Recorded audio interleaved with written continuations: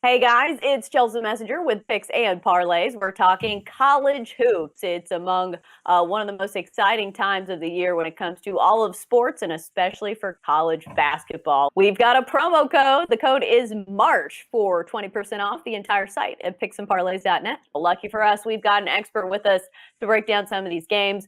Lee from ASA has been red hot when it comes to both college and NBA games. One of the only capper on Picks and parlays that's top four in both college and NBA. He's won 9 of his 11 three packs with picks going 25-8 in those three packs. If you want his three pack, it's available this Saturday on picksandparlays.net. So now that the hype is over, you got to sell me on one of these teams, Lee. We're talking Illinois and Ohio State, an interesting matchup here in the Big Ten between two top 10 teams. Ohio State -2 at home. Total of 150. Who do you like, Lee? Well, I'm going to lean towards Ohio State in this game and kind of go contrarian.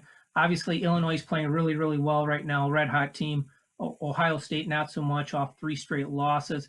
So I think we've got an opportunity to buy low with Ohio State, sell high with Illinois. You look at the line value in this game. Illinois was just plus 4.5 points at Wisconsin, and Wisconsin's not nearly as good as Ohio State is right now. We like the fact that Illinois is playing their 3rd straight road game, their 5th road game of their last 6, plus they're off their biggest one of the season, just beating Michigan. So, both teams are similar offensively, both top 10 in offensive efficiency on the season. Illinois is better in defensive efficiency rating as far as it's concerned in the nation, but Ohio State's been much better defensively at home. They've held opponents to 40% shooting at home on their home court, 33.8% from beyond the arc, and they've held foes to just 66.2 points per game on their home floor. So definitely much better at home than they have been away from home. So we do like Ohio State in this game. The line opened 1.5 at a lot of places. Immediately kind of bet up to 2. That's a good indicator for us. So we like the Buckeyes here. Right. I think there's going to be a lot of people wanting to take Illinois here just because they've looked really good even without Ayo Dosunmu. And I think this line is indicating that he probably will not play in this game. Dosunmu, of course, the leading scorer for the Illini. And plus, Illinois looking for their 5th straight win over a ranked opponent. So I'm wondering when the magic is going to end for Illinois, or if they're going to have a letdown spot like we kind of saw Michigan have against Illinois. So I know a lot of people will be leaning on taking Illinois here, but sometimes you've got to take what the numbers give you when it comes to the odds makers. Speaking of numbers, let's look at a total of 150. Any leanings there, Lee? It's interesting. The first time they played, the total set on the game was 145.5, and they combined for, I think it was 168 or 169. But like I said, their offensive efficiency ratings are really, really good. They're both top 10 in the nation. I would probably lean towards the over in this game if I was going to bet it. I know you've lost a little bit of value compared to that opening number, but I'd probably lean towards the over in this game. Right. I kind of like the over too, just because the trends kind of point in that direction.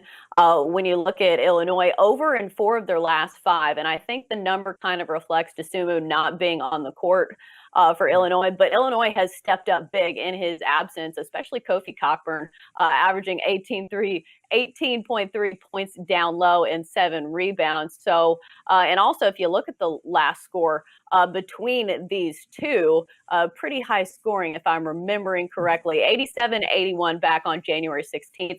And over the last 10, both of these teams rank in the top 10 in offensive efficiency, which is not something I would expect for Illinois missing their leading score. So I think the over might be a solid play in this one. Anything else you think bettors should know before betting on this one?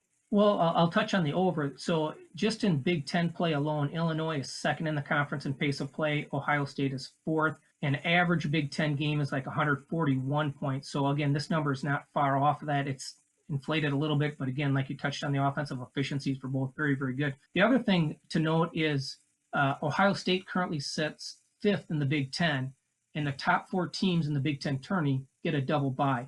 So it's a really, really important game for Ohio State. Right. And then another thing for the over, number one, just off the top, if you think this game's going to be close, you're hoping that there's going to be free throws at the end. And also, Ohio State doesn't turn the ball over. They have the first best rate in the country when it comes to turnovers. And then you've got Illinois not forcing turnovers. So if you think they're going to have clean possessions, they get more clean looks, and then plus those free throws, I think it all adds up to an over. That's what I'll probably be looking at here. But that's going to do it for our college hoops talk here on Picks and Parlays. Great stuff from Lee from ASA. Lee, thanks for joining us.